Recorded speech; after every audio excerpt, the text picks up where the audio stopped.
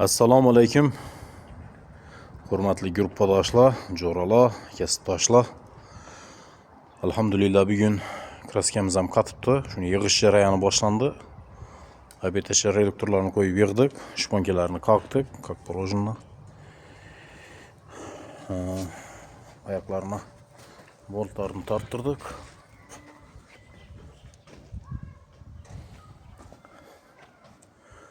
Motorni qo'ydik, reminni trangladik.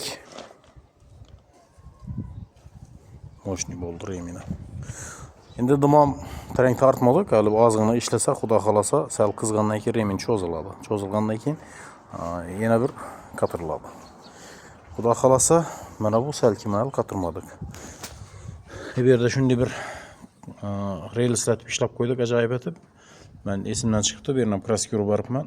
Hozir to'g'ri yurib turibdi. Bu yerga kraska urmaslik kerak edi. Solidolab qo'yarish kerak edi. O'shanda reelsda yengil yurishi kerak edi bu. Kraskalar hisoblansa, kraska yopishib turibdi, qiyroq yurib turibdi. Motorning bir noshkasini nimasi singan ekan, bu tarafidan tushib дополнительный bolta tortib berdik.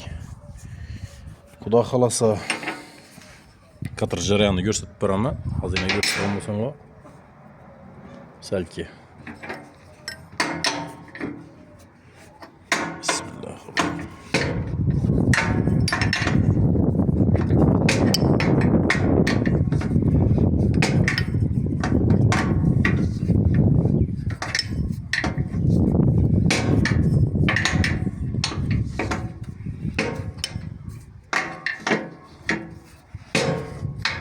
Bir kolda telefon, onay so'lib turibdi.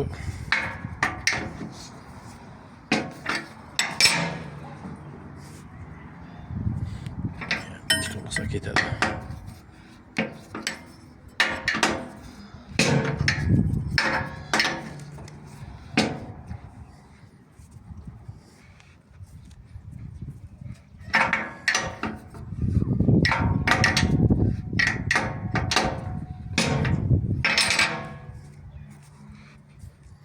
Menimcha normalniy.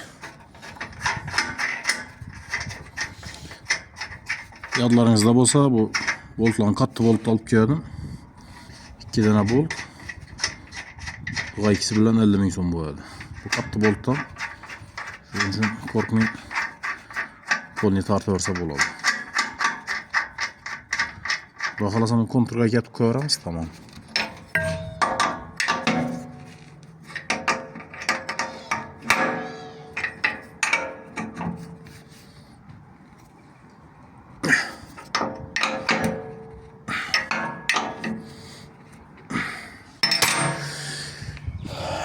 Görevlerinizde xudo xolasa normalniy bo'ldi.